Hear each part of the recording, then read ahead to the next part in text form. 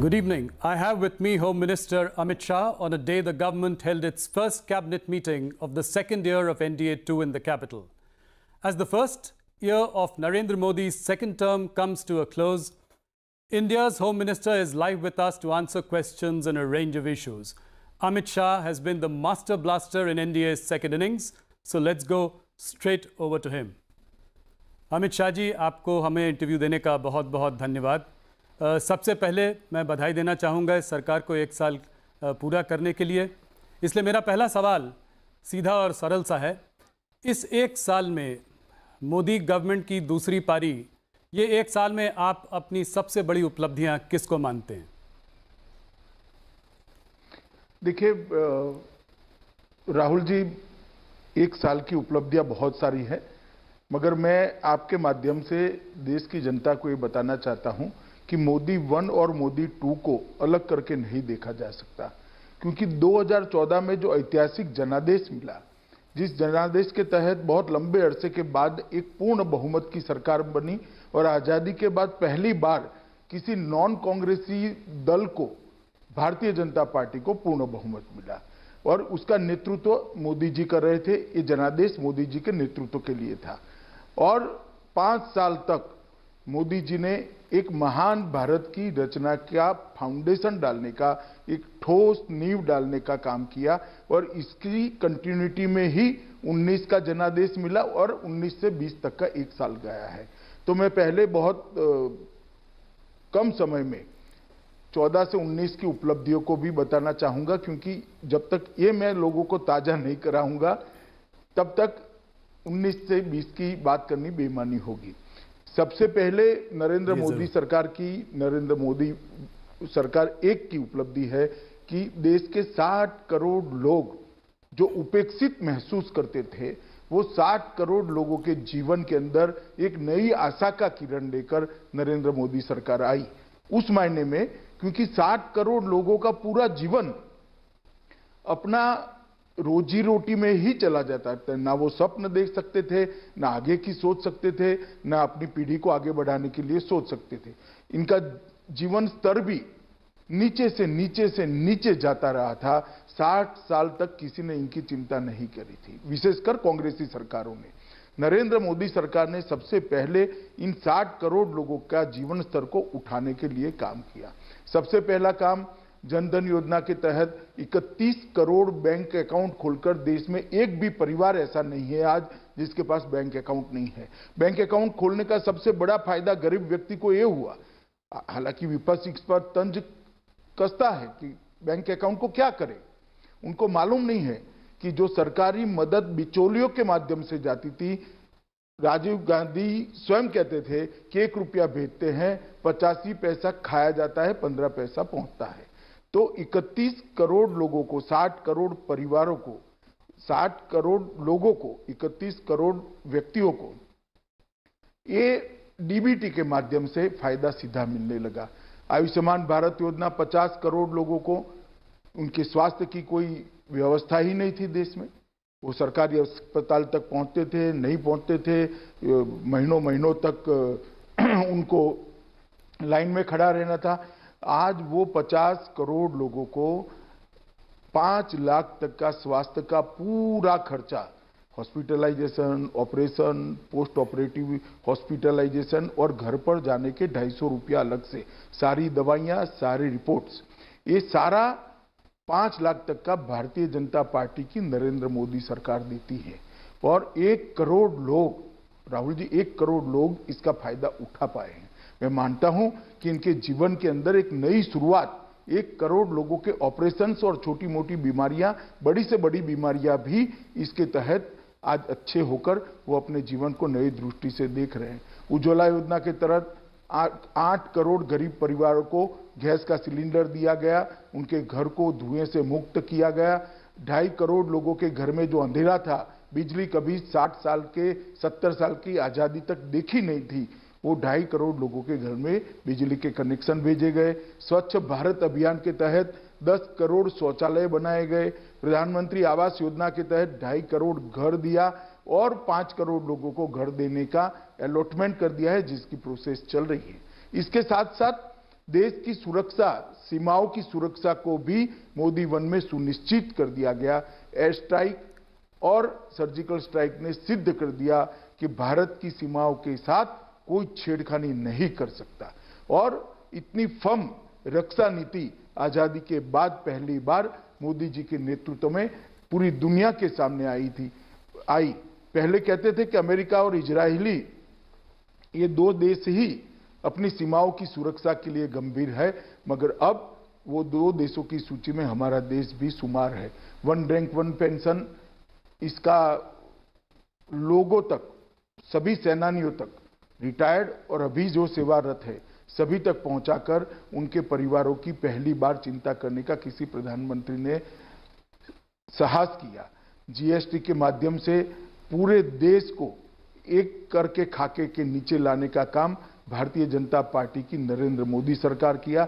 ढेर सारे आर्थिक सुधार, रिफॉर्म, ईज ऑफ डूइंग में विश्व में तालिका में अपना नंबर ऊपर ऊपर ऊपर जाता रहा।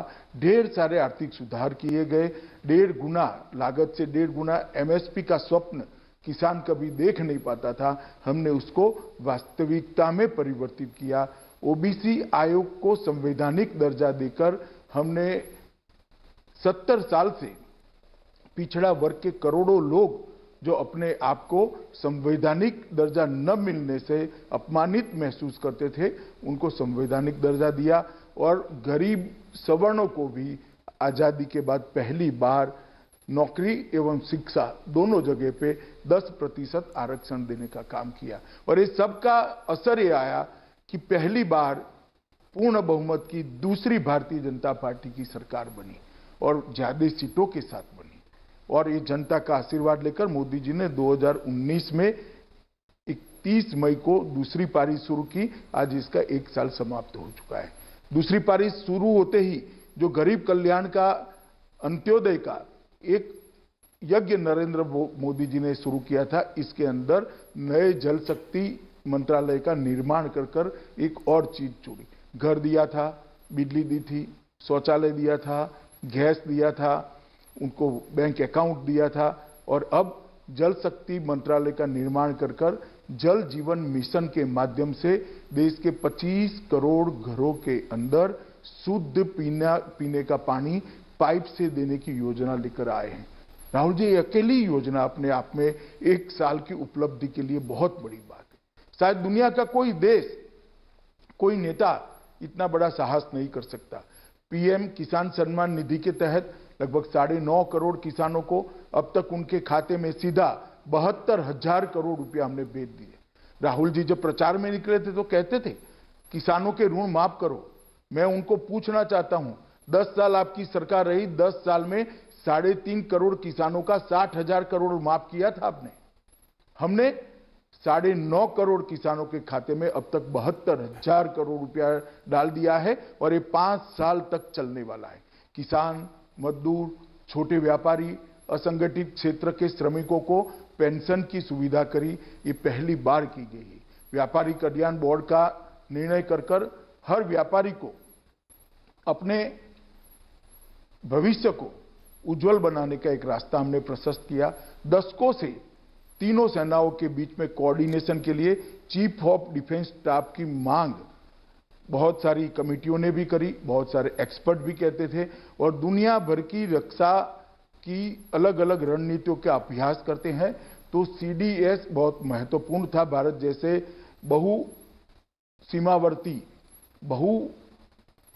सीमावर्ती देश के लिए वहां पर सीडीएस पद का नरसिप सृजन किया और सीडीएस को हमने लागू भी कर दिया। आज सीडीएस अपना काम कर रहे हैं।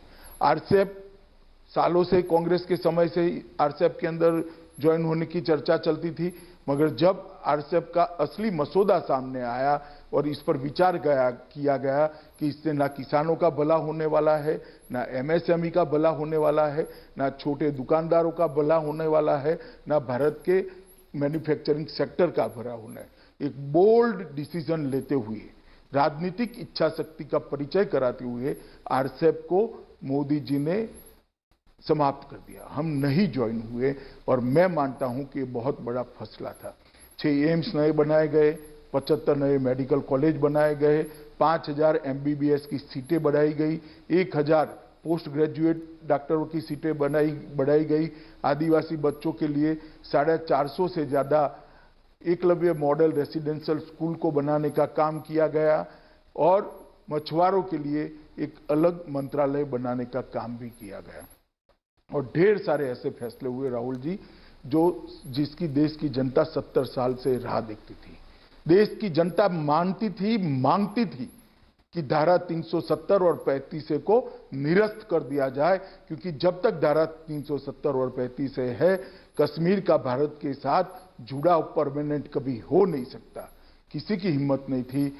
नरेंद्र मोदी जी ने 5 अगस्त को धारा 370 और 35 को निरस्त कर दिया और कश्मीर को हमेशा के लिए भारत का अभिन्न अंग बनाने का काम किया। 35 से हटने से पश्चिमी पाकिस्तानी शरणार्थी, छम वैली के निवासी, गोरखा सफाई कर्मचारी, महिलाओं, कश्मीरी महिलाओं को अब पूर्ण नागरिकता का अधिकार मिल गया है। इसके साथ हमने CAA भी लाया। उत्पीड़ित हिंदुओं, सिखों, बौद्ध, जैन, क्रिश्चियन नागरिक जो हमारे सीमावर्ती राष्ट्रों से आते हैं, उत्पीड़न के मारे आते हैं, उनको नागरिकता 60 साल से देने का कोई प्रावधान नहीं था। आज हमने उनको सम्मान देने का निर्णय किया। श्री राम जन्मभूमि का ऐतिहासिक फैसला आने के बाद राम जन्मभूमि निर्माण के लिए ट्रस्ट की रचना की गई और उसका मार्ग प्रशस्त कर दिया गया। जो प्रश्न अंग्रेजों के समय से लटकता था, उसका भी निराकरण यही एक साल में आया। गुरु नानक देव की 550वीं जयंती में करतारपुर साहिब कॉरिडोर की शुरुआत की। करोड़ों करोड़ों हिंदू और सिखों को करतारपुर साहिब में जाकर नानक देव जी की सेवा में मत्था टेकने के लिए एक व्यवस्था भारत सरकार ने बनाई। आर्म्स एक्ट के अंदर, SPG एक्ट के अंदर सुधार हुआ और CRPC, IPC की सुधार की प्रक्रिया भी शुरू करी। ढेर सारे काम 1 वर्ष के अंदर हुए हैं। इसके साथ आज ही देश दूसरे वर्ष की पहली कैबिनेट में आज बहुत सारी घोषणाएं हुई है। देश के किसान, देश के लघु और मध्यम उद्योग, रेहड़ी पटरी वालों के कल्याण के लिए बहुत सारे निर्णय लिए हैं। 14 फसलों पर 50 से 83% मुनाफा मिले, इस प्रकार की मिनिमम सपोर्ट प्राइस को हमने तय किया है। कृषि के 3 लाख तक के सभी कर्ज को भुगतान की तिथि को 31 अगस्त तक बढ़ाई गई है। किसानों का 3 लाख तक के लोन पर का ब्याज में 2% की छूट दी गई है। किसानों को 28,000 करोड़ की सब्सिडी की घोषणा की है। PM स्वनिधि योजना से फुटपाथ और रेहड़ी पटरी वालों को 10,000 रुपये तक का कर्ज देने का हमने प्रावधान करा है। MSME के लिए 50,000 करोड़ की इक्विटी का प्रस्ताव पहली बार कोई सरकार लेकर आई है और MSME के लिए 4,000 करोड़ का डिस्ट्रेस्ड एसेट फंड भी आज निर्माण करने का देश की कैबिनेट ने फैसला किया है। मैं बताना चाहता हूं राहुल जी, और सबसे बड़ी उपलब्धि 1 साल की, कोविड के सामने हम सफलतापूर्वक लड़ाई लड़े हैं और आज पूरी दुनिया कहती है कि नरेंद्र मोदी के नेतृत्व में भारत ने कोविड के खिलाफ एक सफल लड़ाई लड़ी है। सभी राज्य सरकारों को साथ में रखकर संघीय ढांचों को मजबूत करते हुए नरेंद्र भाई ने देश की जनता को कोविड के लिए लड़ने के लिए प्रेरित किया। अब तक महामारियों में, अब तक कुदरती आपदाओं में सिर्फ सरकारें लड़ाई लड़ती थी। पहली बार है कि सरकार और देश के प्रधानमंत्री के साथ 130 करोड़ की जनता कंधे से कंधा मिलाकर ये महामारी के खिलाफ लड़ रही है। मैं मानता हूं ये मोदी जी के नेतृत्व और भारतीय जनता पार्टी की सरकार की बड़ी उपलब्धि है। अमित शाह जी, आपने बहुत विस्तार से बखूबी आपने अपनी सरकार की उपलब्धियां गिनाई। करीब आपने मेरे पहले 2-3 सवालों का जवाब पहले ही उसमें दे दिया। तो मैं सीधा कोरोना पे जाना चाहूँगा। मुझे लगता है कि ये बहुत बड़ी महामारी है जिसका कि हम लोग, जिससे पूरा देश जूझ रहा है। अनलॉक 1 से क्या उम्मीद करी जा सके? अगर देखा जाए तो अभी भी जो है कोरोना काफ़ी तेज़ी से बढ़ रहा है। बड़े बड़े शहरों में, काफ़ी सारे प्रदेशों में ये तेज़ी से बढ़ रहा है। मृतकों की संख्या ऊपर हो रही है और हम अनलॉक 1 की बात कर रहे हैं। तो इस अनलॉक 1 से सरकार से जनता क्या अपेक्षा रखे? देखिए, ऐसे आइसोलेशन में मुझे लगता है मैं जवाब दूंगा तो जनता को समझने के लिए थोड़ी तकलीफ आएगी। मैं आपको कोरोना के खिलाफ मोदी जी के नेतृत्व में जो रणनीति बनी और भाजपा सरकार लड़ी, इसके लिए थोड़ा डिटेल बात करना चाहता हूं। मोदी जी ने सबसे पहले जनता कर्फ्यू, घंटी बजाओ, दिया जलाओ और कोरोना वॉरियर का सम्मान कर कर देश की जनता को एक साथ जोड़ने का काम किया और पूरा देश एक राष्ट्र, एक जन, एक मन के सूत्र के हिसाब से कोरोना के खिलाफ लड़ा है। सभी राज्य सरकार इरिस्पेक्टिव ऑफ पॉलिटिकल पार्टी केंद्र सरकार के साथ मिलकर ये लड़ाई बहुत अच्छे तरीके से लड़ी है। और इसका परिणाम क्या निकला है? इसका परिणाम ये निकला है कि तुलनात्मक दृष्टि से विश्व के आंकड़ों को हम देखें तो हम काफी अच्छी स्थिति में हैं। मैं ये नहीं कहता हमारे यहाँ कोई तकलीफ नहीं हुई, मैं ये नहीं कहना चाहता हमारे यहाँ महामारी फैली नहीं है, हमारे यहाँ भी महामारी आई है, ये कुदरती आपदा है, परंतु विश्व के सापेक्ष में उसको देखना पड़ेगा, कंपेरेटिवली इसको देखना पड़ेगा। मैं आज आपको बताना चाहता हूं कि प्रति लाख आबादी भारत में 12.6 लोग कोरोना से प्रभावित है और विश्व की औसत, राहुल जी, 77.6 लोग हैं विश्व की औसत, इससे बहुत कम है। अमेरिका में प्रति लाख आबादी 542 लोग हैं, जर्मनी में प्रति लाख आबादी 217 लोग हैं और ब्राजील में प्रति लाख आबादी 195 लोग हैं। ये आंकड़े बताते हैं कहां 542 और कहां 1206, कहां 195, कहां 12.6, कहां 217, कहां 12.6। ये सारे विकसित देशों की तुलना में भी हम बहुत अच्छे से इसको कंटेन कर पाए हैं। ये वास्तविकता है और ये आंकड़े पूरे देश के पंडित स्वीकार करते हैं। देश में रिकवरी की दर 25 मार्च को 7.10% थी, अब रिकवरी की दर बढ़कर 42.7% हो गई। मैं कल के आंकड़े दे रहा हूं। फैटेलिटी रेट, मृत्यु का दर भारत का 2.8% है, विश्व का एवरेज 6.15% है और प्रति लाख जनसंख्या मृत्यु अमेरिका में 31.6 है, ब्राजील में 12.1 है, जर्मनी में 10.2 है, वैश्विक औसत 4.7 है और भारत 0.4 पर खड़ा है। ये बताता है कि हमने कोरोना के खिलाफ बहुत अच्छे से लड़ाई लड़ी है और ये सफलता तब मिली है जब मोदी जी ने सभी राज्य सरकारों को साथ में लिया, 130 करोड़ लोगों को साथ में लिया और हम आगे बढ़े। आप जब अनलॉक 1 की बात कर रहे हैं, मैं इतना ही कहना चाहता हूं कि अब सारे जिलों के अंदर स्वास्थ्य सुविधाएं ठीक ठाक कर ली गई है। वहां होमगार्ड से लेके पुलिस से लेकर पंचायत के कर्मचारियों की ट्रेनिंग हो चुकी है और वहां स्वास्थ्य कर्मियों की भी ट्रेनिंग हो चुकी है, सारे प्रोटोकॉल्स तय हो चुके हैं, तब जाकर अनलॉक 1 में हम आगे बढ़ रहे हैं। ये जब तक इसका टीका या दवाई नहीं मिल सकती, ढूंढी नहीं जाती, तब तक ये महामारी के साथ जीने का पूरी दुनिया ने आदत डालनी पड़ेगी, भारत ने भी डालनी पड़ेगी। परंतु लॉकडाउन पीरियड का उपयोग करते हुए नरेंद्र मोदी जी के नेतृत्व में हमने सारी व्यवस्थाओं को चुस्त दुरुस्त करने के बाद अनलॉक 1 की दिशा में गए हैं। मुझे भरोसा है अनलॉक 1 के साथ मोदी जी ने जो आत्मनिर्भर भारत का नारा दिया है, इसके साथ भारत पोस्ट कोविड दुनिया के अंदर अपना स्थान और दैदीप्यमान जगह पर ले जाएगा, ऐसा मुझे पूरा भरोसा है। अमित शाह जी, एक चित्र जो इस पूरी महामारी में भारत से उभर कर आया है वो है माइग्रेंट लेबर का, प्रवासी मजदूर का। जगह जगह पर देखा गया है कि प्रवासी मजदूर जो है वो अपने घर से निकल पड़े हैं, बड़े शहरों को छोड़कर अपने गाँव की ओर जा रहे हैं, पैदल चल रहे हैं और उनको बड़ी संकटों की जो है समस्या से निपटना पड़ा है। क्या आपको लगता है कि सरकार ने जब ये लॉकडाउन अनाउंस किया था तो कुछ जल्दीबाजी कर दी? कुछ दिन अगर रुक जाते, थोड़ा माइग्रेंट लेबर की भी बात सोचते, उनको पहले गांव भेज देते और उसके बाद लॉकडाउन लगाते, तो क्या वो ज़्यादा ठीक रहता? देखिए, ऐसा कहना उचित नहीं है।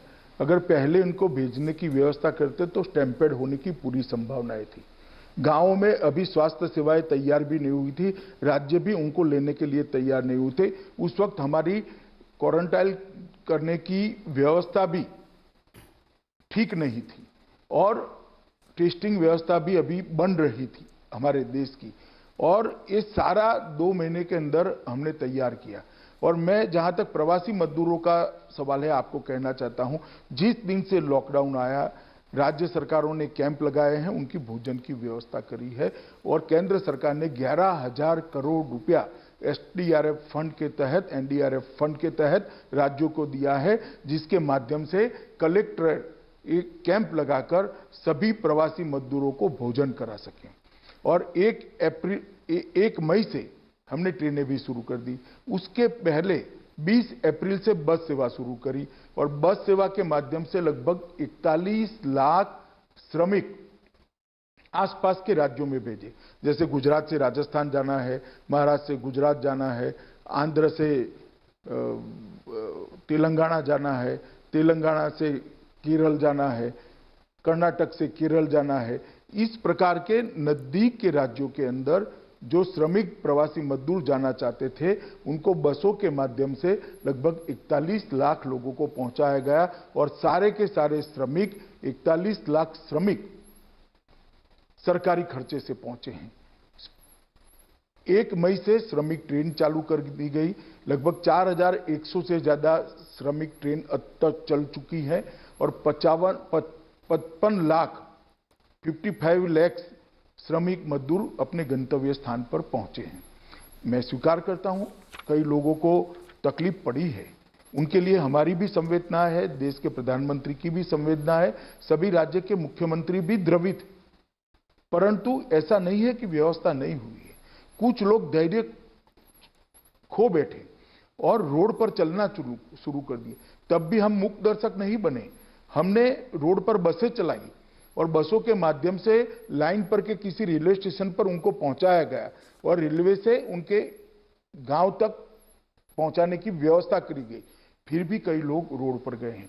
मैं इतना ही कहना चाहता हूं कि जो लोग सरकारी व्यवस्था से ट्रेनों के माध्यम से गए, इनके किराए का भी मुद्दा उठाया जाता है।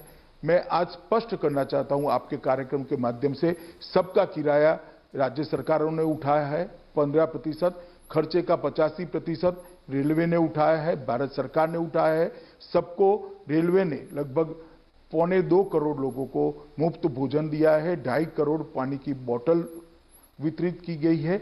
उनके गृह राज्य के अंदर पहुंचने के बाद उनको बसों में बिठाकर क्वारंटाइन सेंटर पर पहुंचाया गया, और मुझे लगता है कि क्वारंटाइन करने के बाद उनको भी लगा कि नहीं, ये व्यवस्था ठीक है। सबको वहां राज्य सरकार के खर्चे से भोजन कराया गया, और उनको घर पर पहुंचाने की व्यवस्था की।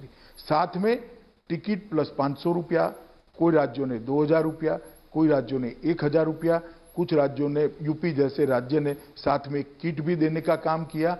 और ये सारी योजना सुचारू रूप से चले, इसके लिए हमने बहुत प्रयास किए हैं, और इसी का नतीजा है कि 1 करोड़ 10 लाख से ज्यादा प्रवासी मजदूर आज अपने अपने घर पर पहुंचे हैं, और ढेर सारे लोगों ने अपना क्वारंटाइन पीरियड भी समाप्त कर घर पे परिवार के साथ रहना भी शुरू कर दिया है।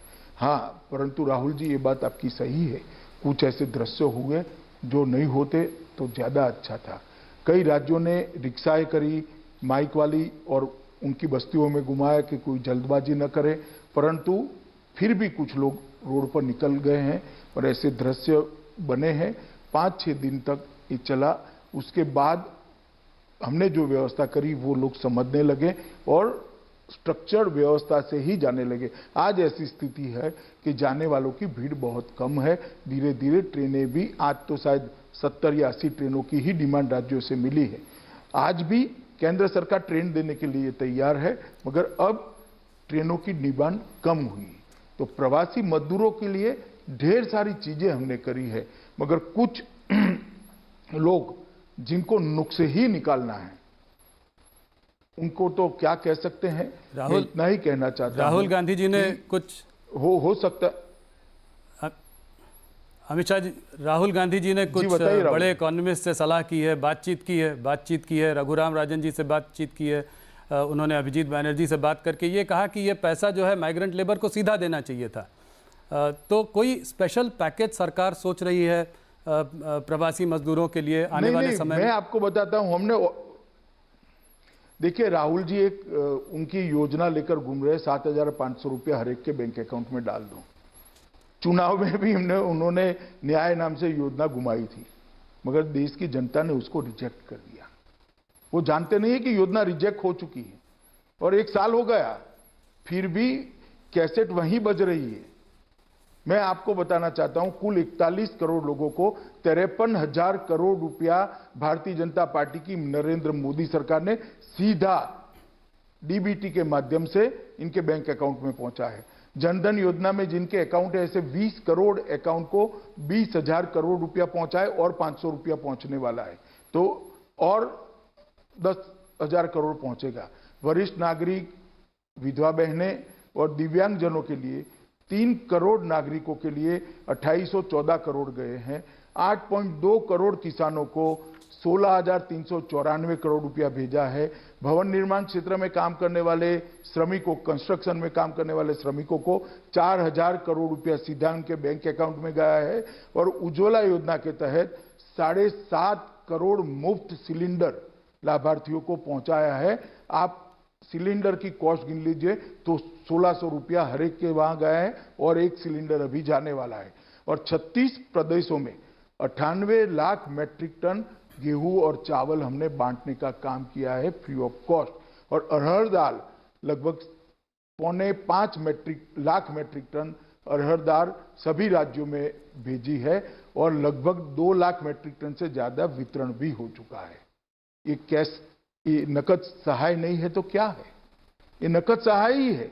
मगर राहुल जी, कुछ लोग वक्र दृष्टा होते हैं, जिनकी दृष्टि ही वक्र है तो चीज कभी सीधी नहीं दिखाई पड़ेगी उनको।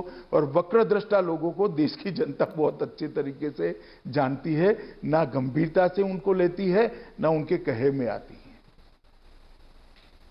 पर अमित शाह जी, एक बात आपको माननी पड़ेगी, इस महामारी के कारण मैं जरा प्रवासी मजदूर से आगे बढ़ता हूँ। इसके कारण जो अर्थव्यवस्था में जो एक झटका लगा है, जो एक सेटबैक आया है, उससे लाखों लोगों की नौकरियां गई हैं, लोगों की सैलरी कट हुए हैं। तो ये अगर आप लोग जब सरकार में आए थे 6 साल पहले, तो हम लोग का जीडीपी 8% प्रतिशत से ग्रो कर रहा था। आज जो है, आप किसी का भी आंकड़े ले लें, नोम्यूरा के ले लीजिए, गोल्डमैन सैक्स के ले लीजिए, अपने स्टेट बैंक ऑफ इंडिया का भी ले लें, तो सब कह रहे हैं कि -5% जीडीपी जो है साल भर में देखने को मिलेगा। तो इसको हम कैसे संभालेंगे? जो महामारी का जो इकोनॉमी पर इतना बड़ा झटका है, इसको हम कैसे संभालेंगे? देखिए राहुल जी, मैं आपको एक अलग दृष्टि से एक सवाल पूछना चाहता हूं। दुनिया में आप ऐसा कोई देश निकाल सकते हैं जिसके अर्थतंत्र पर असर नहीं पड़ेगी?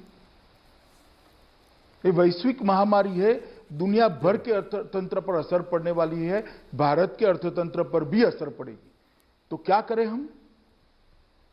रोना रोए इसका या इसके खिलाफ लड़े?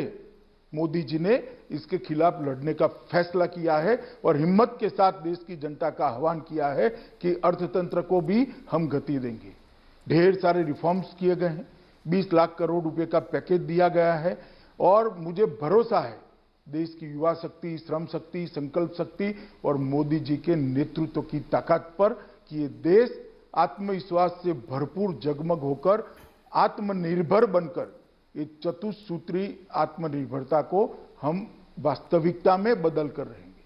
और आप देखिएगा कि पोस्ट कोविड दुनिया के अंदर भारत का स्थान प्री कोविड दुनिया में जो था इससे और अच्छा बनेगा, इसका मुझे तो कम से कम भरोसा है।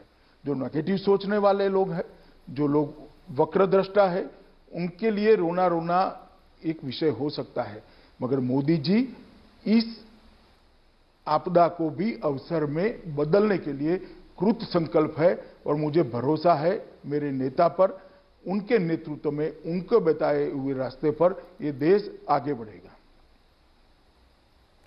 अमित शाह जी, थोड़ा सा आत्मनिर्भर भारत पर जो प्रधानमंत्री ने जो बात की है, उस पर जरा आपसे थोड़ा जानना चाहूँगा। जो बात हो रही है वोकल फॉर लोकल, तो इसको आप कैसे समझाएंगे हमारे दर्शकों को? लोगों का ये भी मानना है कि कहीं ऐसा तो नहीं कि हम लोग आइसोलेशनिस्ट होते जा रहे हैं, इंडिया वर्ल्ड से डीकपल हो जाएगा क्योंकि हम लोग बात कर रहे हैं कि जो इंडिया में बने सामान उसी को आप कंज्यूम करें, उसी को लें। और कहीं जो हमने 1991 में एक लिबरलाइजेशन की पॉलिसी चालू की थी जिससे इंडिया को हम देश के संग जोड़ना चाह रहे थे, ग्लोबलाइजेशन की एक बात थी, कहीं इससे हम पीछे तो नहीं जा रहे हैं? इसको आप कैसे समझाएंगे? देखिए, जरा भी पीछे नहीं जाएंगे। 130 करोड़ की आबादी हमारी शक्ति है। क्या हमारे अर्थतंत्र को मजबूत करने के लिए इसका उपयोग नहीं करना चाहिए? मैं तो अपील करना चाहता हूं हर भारतीय को कि एक निश्चय कर लीजिए कि हर भारतीय भारत में बनी हुई चीजों का ही उपयोग करेगा। कहीं पर भी इससे भारत में निवेश कम होने की संभावना नहीं है, निवेश बढ़ेगा। और ये हमारा अधिकार है भाई। 130 करोड़ की जनता अगर तय करती है कि आज से हम विदेशी चीजों का उपयोग नहीं करेंगे, तो मैं मानता हूं कि भारत की इकोनॉमी को एक बहुत बड़ा जंप मिलने वाला है और भारत के अंदर उत्पादन का सबसे बड़ा हब दुनिया में भारत बनेगा। और मुझे भरोसा है कि इससे हमारी इकोनॉमी कभी भी वीक नहीं हो सकती, ना हम आइसोलेशन में आ सकते हैं, क्योंकि पूरी दुनिया को भारत के 130 करोड़ के मार्केट की जरूरत है। हम अपने 130 करोड़ जनता के मार्केट की जो क्षमता है, इसकी ताकत है, इसको एक बार पहचान लेते हैं और भारत को अगर मैन्युफैक्चरिंग का हब बनाते हैं तो मुझे भरोसा है कि हमारे अर्थतंत्र को एक नई गति मिलेगी। देखिए, निराशा से जीने वाले लोगों के लिए कभी रास्ते नहीं मिलते हैं। आशा से, मेहनत से और रणनीति बनाकर जो लोग अपना रास्ता प्रशस्त करते हैं, ईश्वर भी उनके साथ रहता है, दुनिया भी उनके साथ रहती है। अमित जी, हमारे वहाँ अगर देखा जाए हमारे देश में तो तमाम चीज़ें हैं जो made in China, made in Taiwan, made in Sri Lanka से आती है। कपड़े हों, खिलौने हों, तमाम चीज़ें, इलेक्ट्रॉनिक गुड्स हैं, उनके पार्ट्स भी चाइना से आते हैं। तो कहीं ये हमारा निशाना चाइना पर तो नहीं है? देखिए, हम कह रहे हैं कि भारत में बनी हुई चीजों का उपयोग करें और मुझे लगता है हमारा अधिकार है। कम से कम राहुल इतना कह दे कि मैं करूंगा तो एक व्यक्ति तो जुड़ जाएगा आंदोलन से। ढेर सारे लोग जुड़े हैं, आप जुड़ जाइए आज से, ऐसा मैं आपको अपील करना चाहता हूं। ये जो हमारा पैकेज है, ये पैकेज के अंदर 1,70,000 करोड़ का त्वरित लाभ भी दिया है। उनको एक कोविड महामारी के कारण जो नुकसान हुआ है, हमारे छोटे उद्यमी हैं, ट्रेडर्स हैं, किसान हैं, श्रमिक मजदूर है, इनको बैठा करने के लिए भी व्यवस्था है। इनके वर्किंग कैपिटल की व्यवस्था की है, जिसकी गारंटी भारत सरकार ने ली है। आज पहली बार एमएसएमई के वर्किंग कैपिटल की गारंटी भारत सरकार ने ली है और डिस्कॉम के लिए 90,000 करोड़ रुपए का एक पैकेज दिया है। एमएसएमई के लिए 3 लाख करोड़ का पैकेज दिया है। और तीसरा जो रिफॉर्म्स करे हैं, ये रिफॉर्म्स से हम लॉन्ग टर्म हमारे भारत को मैन्युफैक्चरिंग हब बनाने की एक नींव डालने का काम करेंगे। मैं मानता हूं कि मोदी जी की इस रणनीति को, जिन्होंने 6 दशकों तक अपने परिवार के लिए ही सोचा है और सत्ता का सुख ही सिर्फ भोगा है, वो परिवार ये रणनीति को नहीं समझ सकता, क्योंकि इनके पास बहुत मौके देश की जनता ने दिए। देश वहां का वहां रहेगा, परिवार मजबूत होता गया। अब समय आया है, नेतृत्व ऐसा आया है जो देश को मजबूत करना चाहता है और देश की जनता इसके साथ है। अमित शाह जी, मैं जरा चाइना की ओर मुड़ता हूँ। चाइना से जो हम लोगों को जो मैसेज आ रहा है वो थोड़ा गंभीर दिखाई देता है। चाइना ने अभी जो हाल में हांगकांग के संग और ताइवान के संग भी करने की कोशिश की है, उससे उनका इंटेंट साफ नज़र आता है। भारत में आप इस प्रॉब्लम को कितनी गंभीरता से देखते हैं? क्या चाइना सच में एक घुसपैठी की तरह अंदर घुस आया है? और लाइन ऑफ एलएसी की जो बात है उसमें आपको कितनी गंभीरता से इस इशू को आप ले रहे हैं? देखिए, एलएसी की सवाल को कोई राष्ट्र, कोई सार्वभौम राष्ट्र हल्के से नहीं ले सकता। अभी सेना के स्तर पर और डिप्लोमेटिक स्तर पर बातचीत चालू है, मगर मैं एक बात आपको कह देता हूं, नरेंद्र मोदी सरकार हमारी सीमाओं और हमारे सार्वभौमत्व के साथ एक किंचित मात्र भी समझौता नहीं करेगी। हम इसके रक्षा के लिए अडिग खड़े रहेंगे। क्या आप चाइना से आप डिसअपॉइंटेड हैं, क्योंकि चाइना से बातचीत पिछले कुछ सालों से चल रही है, 2 बार प्रधानमंत्री मोदी जी की भी बात हो चुकी है, मेहमान नवाजी में कोई कमी नहीं रही है, फिर इस तरह का उनका रवैया क्यों? देखिए, मैंने कहा ना, अभी डिप्लोमेटिक स्तर पर और सेना के स्तर पर, दोनों स्तर पर बातचीत हो रही, मगर किसी से हमें डिसअपॉइंट होने की जरूरत नहीं है। हमारी नीति अफर है, अडिग है कि हमारी सीमाओं का ना कोई उल्लंघन कर सकता है, ना हमारे सार्वभौमत्व पर कोई सवालिया निशान लगा सकता है। इसके साथ कोई कॉम्प्रोमाइज नहीं होगा। और डिसअपॉइंटमेंट तो तब होता है जब विफलता मिलती है, विफलता मिलने की कोई संभावना नहीं।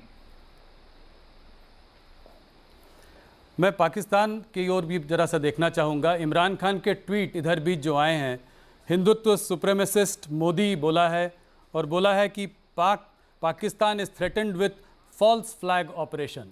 इस बात को आप कैसे देखते हैं, और आप ये कैसे देखते हैं कि नेपाल, चाइना और पाकिस्तान तीनों ही इस वक्त भारत के विरोध में है?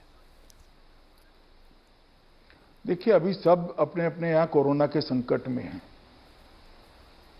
मगर आप एक बात मैंने आगे जो कहा वो समझ लीजिए, हमारी सीमाओं की सुरक्षा के लिए ये सरकार कृतनिश्चयी है। और जहां तक फॉल्स फ्लैग ऑपरेशन का सवाल है, हमने कभी किसी की सीमाओं का उल्लंघन नहीं किया है, मगर किसी ने हमारी सीमाओं का सम्मान नहीं किया, हमारी सेनाओं का सम्मान नहीं किया, तो उसको सबक सिखाने से भी हम पीछे नहीं हटे हैं, चाहे सर्जिकल स्ट्राइक हो या एयर स्ट्राइक हो। ये हमारा रिकॉर्ड दुनिया के सामने अब प्रस्थापित हो चुका है, और हमारी रक्षा नीति भी अब व्याख्यायित हो चुकी है। कोरोना के मामले में अमित जी, पॉलिटिकल गर्मी भी बहुत है, ये पॉलिटिकल मुद्दा भी अपने आप में बन चुका है। सबसे पहले मैं आपसे ये जानना चाहूँगा कि ये कोरोना वायरस के स्प्रेड में आप तबलीगी जमात का कितना बड़ा हाथ मानते हैं, और मौलाना साद कहाँ हैं, ये कहाँ हैं, और इनको हम लोग ढूंढ क्यों नहीं पा रहे हैं? देखिए, मैं अब कहता हूं, अभी हमारी प्रायोरिटी कोरोना के खिलाफ लड़ाई है, और जिन्होंने भी कानून को तोड़ा है, जिन्होंने भी देश के नियमों को तोड़ा है, वो किसी को हम बख्शेंगे नहीं। मैं देश की जनता को आश्वस्त करना चाहता हूं। लोग कहते हैं कि जहां तक पूरे देश की नज़र कोरोना पे थी, आप बहुत बड़ा एक रोल उस पर आप अदा कर रहे हैं। आप MHA पूरा एक नज़र रखे हुए हैं पूरे देश में। इसके बीच में भी आप मौका नहीं चुके, और मध्य प्रदेश में आपने जो है सरकार बदल दी। ये ज्योतिरादित्य सिंधिया कू आपने कैसे किया? मैंने नहीं किया है। कांग्रेस के अंदर नेतृत्व के प्रति श्रद्धा कम होने के कारण कू हुआ है। देखिए, मध्य प्रदेश में कांग्रेस की सरकार थी, इसको बचाने की जिम्मेदारी मेरी कैसे हो सकती है? इसको बचाने की जिम्मेदारी सोनिया जी और राहुल जी की है। उनके यहां से इनके इतने बड़े नेता नाराज होकर इस्तीफे देकर निकल गए, इतना बड़ा ग्रुप निकल गया, और किसी ने दल बदल नहीं करा है, सबने इस्तीफे दिए हैं और बाद में भारतीय जनता पार्टी ज्वाइन करिए। अब मध्य प्रदेश की जनता तय करेगी इनका फैसला सही था या गलत था, मगर मैं स्पष्ट कर दूं, ये लॉकडाउन होने के पहले हुआ है। महाराष्ट्र में भी इस तरह की बातें चलती रहती हैं कि किसी न किसी दिन इस सरकार को डिस्टेबलाइज करने की जो है एक ऑपोजिशन का हरदम वो रहा है कि जो है भारतीय जनता पार्टी डिस्टेबलाइज करने की कोशिश कर रही है। भारतीय जनता पार्टी ने भी अपना अटैक काफ़ी बढ़ाया इधर बीच। कोरोना में महाराष्ट्र, आपको पता है, आंकड़े काफ़ी जैसा दिखा रहे हैं, एक काफ़ी गंभीर स्थिति बनी हुई है। तो क्या आपको लगता है वहाँ पर भी भारतीय जनता पार्टी का NCP से वापस बातचीत शुरू हो सकती है? वहाँ पे भी कुछ इस तरह की एक प्रतिक्रिया बन सकती है? आपने कहा जनता की बात, आपने कही कि जनता अगर नाखुश हो तो सत्ता। जी राहुल जी, आप एक इतने अनुभवी जर्नलिस्ट है, मुझे एक बात बताइए, जब तक ये 3 घटक दल है महाराष्ट्र सरकार के अपने आप में और एक दूसरे के प्रति इनका भरोसा अक्षुण्ण है, सरकार कैसे टूट सकती है? और उनका भरोसा हम तो तोड़ नहीं सकते। जो सरकार में बैठे हैं वही अगर सरकार से नाराज होकर बाहर निकलेंगे तो क्या हो सकता है? कोई नहीं बचा सकता। हमने कभी ऐसा प्रयास नहीं किया कि कहीं पर भी अस्थिरता आए, और विशेषकर तब जब कोरोना की लड़ाई चल रही है। नारायण राणे जी ने भी बीच में बात प्रेसिडेंट्स रूल की थी, तो इससे इस बात को और गर्मी मिल गई। नहीं, वो बयान तो दे ही सकते हैं, वो सांसद हैं, तो बयान देने में उनको कौन रोक सकता है? उनका भी वाणी स्वतंत्रता का अधिकार है। मगर केंद्र सरकार हर मोर्चे पर महाराष्ट्र सरकार के साथ खड़ी रही है कोविड की लड़ाई में। मैं आता हूं वेस्ट बंगाल की ओर। वेस्ट बंगाल में ममता बनर्जी पिछले काफ़ी महीनों देखा गया है कि वो कोई भी केंद्र पर एक अटैक करने में चूकती नहीं है। आपके ऊपर तो खास करके ये तक कहा है कि अमित शाह जी खुद ही क्यों नहीं बंगाल की सरकार चला लेते हैं, एक तानाशाही का माहौल बना हुआ है और जो है जो चाहते हैं बिना किसी से पूछे करते हैं। राहुल मुझे सुन लो, पहले एक बात का जवाब दे दूं। मैं तो नहीं चला सकता। जी मैं सांसद हूं, बंगाल में जाकर मैं सरकार नहीं चला सकता, मगर इनकी इच्छा भारतीय जनता पार्टी वहां सरकार चलाए वो बंगाल की जनता बहुत जल्द पूरी करने वाली है। चुनाव होने दीजिए, भारतीय जनता पार्टी वहां पूर्ण बहुमत के साथ सरकार बनाएगी। जिस प्रकार की अव्यवस्था वहां फैली है, बंगाल की जनता परिवर्तन चाहती है, तो उन्होंने ठीक ही कहा है कि भारतीय जनता पार्टी सरकार चला ले। उनकी मंशा बंगाल की जनता जल्दी पूरी कर ले। बीच में अभी कोरोना वायरस को लेकर भी उन्होंने कहा, जो ट्रेन जा रही थी माइग्रेंट्स को लेकर, उन्होंने कहा कि ये एक पॉलिटिकल कंस्पिरेसी है। उन्होंने कहा कि ये जो है क्या कहते हैं, कोरोना एक्सप्रेस बोला उसको। तो इस सब को आप कैसे देखते हैं? ये वेस्ट बंगाल से सेंटर की जो लड़ाई है ये बढ़ती ही जा रही है, या दरार जो है और गहरी होती जा रही है? हमारी कोई लड़ाई नहीं है, मैं स्पष्ट कर दूं। यूपी के अंदर 1200 से ज्यादा ट्रेनें गई, बिहार के अंदर लगभग 1000 ट्रेनें गई हैं, बंगाल के अंदर 100 ट्रेन भी नहीं गई हैं। और कोई बंगाली अपने राज्य के अंदर वापिस जाना चाहता है और उसको कोरोना एक्सप्रेस का नाम देना, क्या वो बंगाली का अधिकार नहीं है अपने घर वापिस जाने का?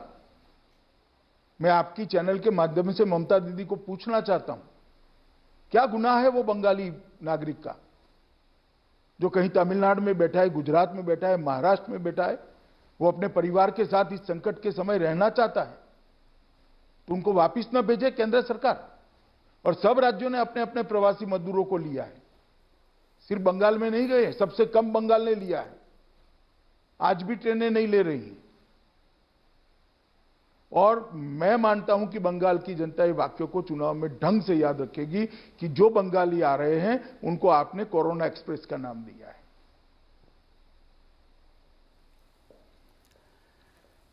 अमित शाह जी, थोड़ा बात आपके, मैं गृह मंत्री होने के उस पर बात करना चाहूँगा। हम लोगों ने आपसे बहुत सालों बात किया है एक भारतीय जनता पार्टी के अध्यक्ष की तरह। जब इस सरकार की दूसरी पारी शुरुआत हुई थी तो आपने धुरंधर बल्लेबाजी की। शुरू में आप छाए हुए थे, आप चारों तरफ आप कश्मीर का मुद्दा लेके आए, ट्रिपल तलाक हुआ, राम मंदिर का फैसला आया, CAA, तमाम ये सब चीज़ें हुई। मैं कश्मीर पर ज़रा सा आपसे पहला सवाल करना चाहता हूँ। क्या आपको संतोष है कश्मीर में जो हुआ, जो आप चाह रहे थे वो कर पाए? आज भी मैं देख रहा था कि TRF टेरर ग्रुप ने कहा है कि वो आउटसाइडर्स को वहाँ पर एकदम जो है आने नहीं देंगे। और मुझे ये भी याद है कि मुझे आपने एक बार झारखंड का जब चुनाव चल रहा था तब मैं आपसे मिलने आया था वहाँ पे, तो आपने मुझसे कहा था जिसको जाकर वहाँ रहना है जाके हर कश्मीरी आराम से रह सकता है, और ये मेरा वादा है और मेरा दावा है कि उसको कुछ नहीं होगा। तो इसको आप कैसे देखते हैं? आज कश्मीर की हालत कैसी है? कश्मीर की हालत एकदम ठीक है। 2014 से लेकर 2020 तक और 370 निरस्त करने के बाद भी आतंकवाद के आंकड़े देखिए, 90 से आज तक सबसे कम आतंकवाद के आंकड़े हैं। और इसके पहले भी श्री राजनाथ सिंह जी जब गृह मंत्री थे, कश्मीर के अंदर भारत सरकार ने अपना बहुत अच्छा परफॉर्मेंस किया था और आतंकवाद को कंट्रोल में लिया था, और आज भी है। मैं कश्मीर की जनता को भी आश्वस्त करना चाहता हूं कि उग्रवाद से, आतंकवाद से कश्मीरी बच्चों को मुक्ति दिलाने का काम नरेंद्र मोदी सरकार ही कर सकती है।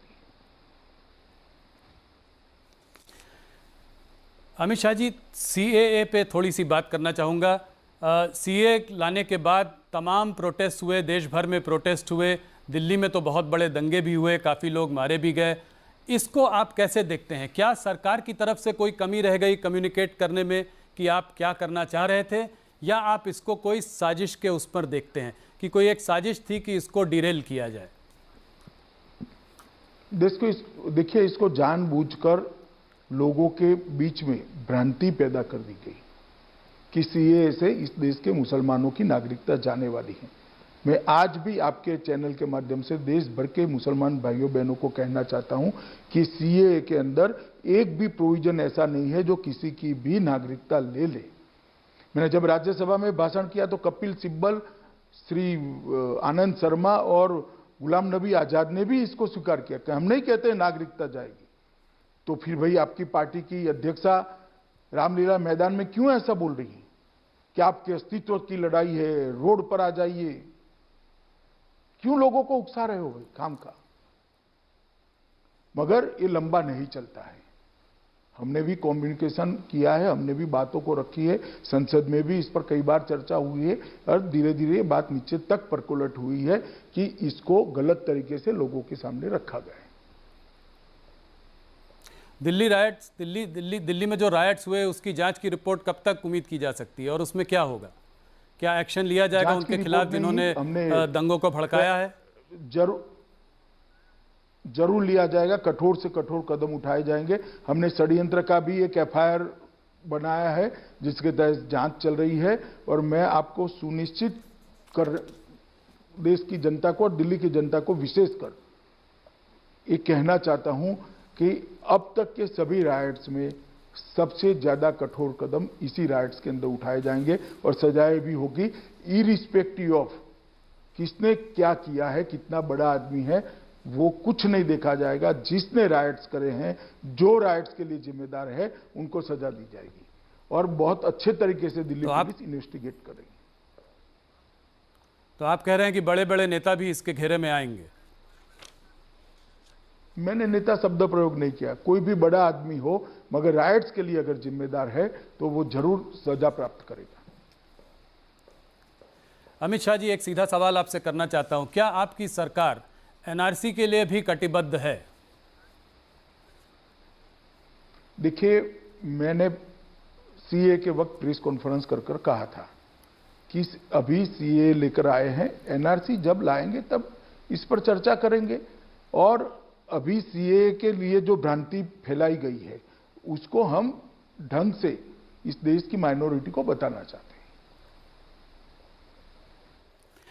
क्या आपको लगता है कि आपने पहले 6 महीने में इस सरकार के एक के बाद एक इतने सारे कदम उठाए कि शायद ये सब साथ में देखा जाए तो लगा हो सकता है कि माइनॉरिटी कम्युनिटी को थोड़ा सा लगा हो कि इसमें कुछ खतरा लगा हो और कम्युनिकेशन उतना अच्छा ना हो पाया हो?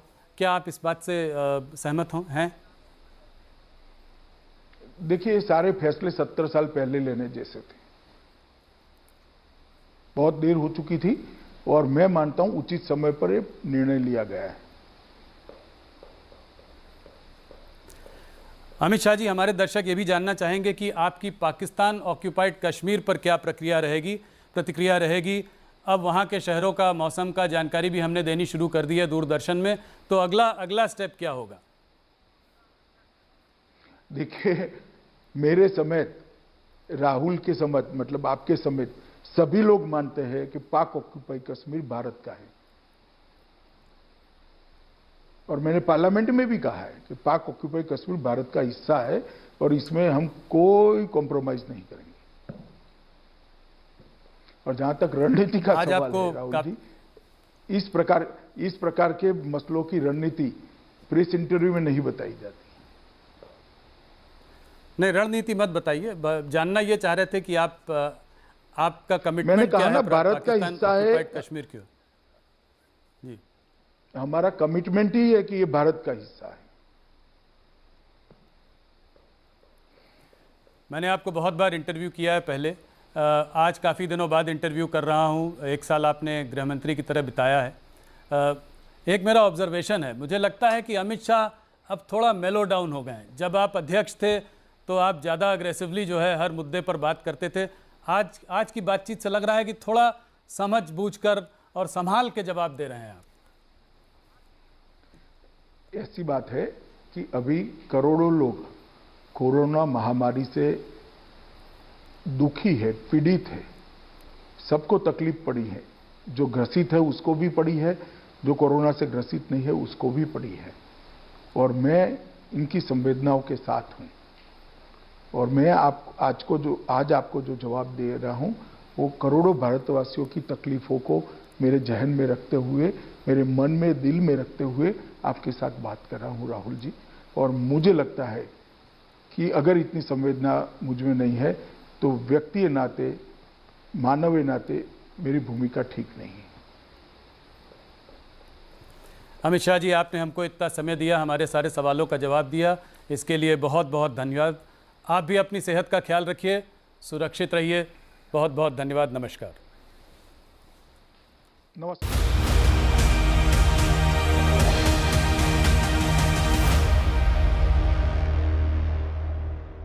न्यूज 18 के editor in chief Rahul Joshi के सवाल के जवाब में गृह मंत्री अमित शाह ने सरकार की उपलब्धियां गिनाई। भारत सरकार ने कोरोना से एक सफल लड़ाई लड़ी है, ये बताया। कहा देश की जनता ने कोरोना से जंग में केंद्र सरकार का पूरा साथ दिया। यही वजह कि आज हिंदुस्तान दुनिया के दूसरे देशों के मुकाबले कहीं बेहतर स्थिति में है। प्रवासी मजदूरों के मुद्दे पर गृह मंत्री अमित शाह से सवाल पूछा गया तो उन्होंने कहा कि केंद्र सरकार ने मजदूरों को उनके घर पहुंचाने की हर मुमकिन कोशिश की। 41 लाख श्रमिकों को अपने खर्चे पर घर भेजा। अमित शाह ने कहा कि केंद्र सरकार ने 4000 ट्रेनें चलाई। रेलवे ने 1.25 करोड़ लोगों के लिए भोजन की व्यवस्था की। और फिर बात अर्थव्यवस्था पे हुई तो गृह मंत्री अमित शाह ने साफ किया कि भारत सरकार कोरोना की वजह से लड़खड़ाती अर्थव्यवस्था को पटरी पर लाने के लिए पूरे प्रयास कर रही है। आत्मनिर्भर भारत की बात कही थी प्रधानमंत्री मोदी ने। उनकी इसी बात को आगे बढ़ाते हुए अमित शाह ने न्यूज 18 से खास बातचीत में कहा कि अगर देश को आत्मनिर्भर होना है तो, और वो बहुत जरूरी है, इसके लिए स्वदेशी चीजों का इस्तेमाल करना चाहिए और अर्थव्यवस्था को दुरुस्त करने में इससे मदद मिलेगी। चीन के साथ सीमा विवाद को लेकर भी गृह मंत्री अमित शाह ने अपनी राय रखी। अमित शाह ने साफ किया कि भारत अपने हितों से समझौता बिल्कुल भी नहीं करेगा। चाइना ने अभी जो हाल में हांगकांग के संग और ताइवान के संग भी करने की कोशिश की है, उससे उनका इंटेंट साफ नज़र आता है। भारत में आप इस प्रॉब्लम को कितनी गंभीरता से देखते हैं? क्या चाइना सच में एक घुसपैठी की तरह अंदर घुस आया है और लाइन ऑफ LAC की जो बात है उसमें आपको इस कितनी गंभीरता से इस इशू को आप ले रहे हैं? देखिए, LAC की सवाल को कोई राष्ट्र, कोई सार्वभौम राष्ट्र हल्के से नहीं ले सकता। अभी सेना के स्तर पर और डिप्लोमेटिक स्तर पर बातचीत चालू है। मगर मैं एक बात आपको कह देता हूं, नरेंद्र मोदी सरकार हमारी सीमाओं और हमारे सार्वभौमत्व के साथ एक किंचित मात्र भी समझौता नहीं करेगी। हम इसके रक्षा के लिए अडिग खड़े रहेंगे। ये लेता हूं। और CAA के मुद्दे पर एक बार फिर अमित शाह ने अपनी राय रखी और कहा कि इससे किसी की नागरिकता नहीं जाएगी, ना ही सरकार अभी NRC लाने जा रही है। अभी CAA की जो भ्रम है वो दूर करने हैं। अमित शाह जी, एक बात आपको माननी पड़ेगी, इस महामारी के कारण मैं जरा प्रवासी मजदूर से आगे बढ़ता हूँ। इसके कारण जो अर्थव्यवस्था में जो एक झटका लगा है, जो एक सेटबैक आया है, उससे लाखों लोगों की नौकरियां गई हैं, लोगों की सैलरी कट हुए हैं। तो ये अगर आप लोग जब सरकार में आए थे 6 साल पहले तो हम लोग का GDP 8% प्रतिशत से ग्रो कर रहा था। आज जो है आप किसी का भी आंकड़े ले लें, नोम्यूरा के ले लीजिए, गोल्डमैन सैक्स के ले लीजिए, अपने स्टेट बैंक ऑफ इंडिया का भी ले लें, तो सब कह रहे हैं कि -5% GDP जो है साल भर में देखने को मिलेगा। तो इसको हम कैसे संभालेंगे? जो महामारी का जो इकोनॉमी पर इतना बड़ा झटका है, इसको हम कैसे संभालेंगे? देखिए राहुल जी, मैं आपको एक अलग दृष्टि से एक सवाल पूछना चाहता हूं। दुनिया में आप ऐसा कोई देश निकाल सकते हैं जिसके अर्थतंत्र पर असर नहीं पड़ेगी? ये वैश्विक महामारी है, दुनिया भर के अर्थतंत्र पर असर पड़ने वाली है, भारत के अर्थतंत्र पर भी असर पड़ेगी। तो क्या करें हम? रोना रोए इसका या इसके खिलाफ लड़े? मोदी जी ने इसके खिलाफ लड़ने का फैसला किया है और हिम्मत के साथ देश की जनता का आह्वान किया है कि अर्थतंत्र को भी हम गति देंगे। ढेर सारे रिफॉर्म्स किए गए हैं, 20 लाख करोड़ रुपए का पैकेज दिया गया है और मुझे भरोसा है देश की युवा शक्ति, श्रम शक्ति, संकल्प शक्ति और मोदी जी के नेतृत्व की ताकत पर कि ये देश आत्मविश्वास से भरपूर जगमग होकर आत्मनिर्भर बनकर एक चतुसूत्री आत्मनिर्भरता को हम वास्तविकता में बदल कर रहेंगे। तो अनलॉक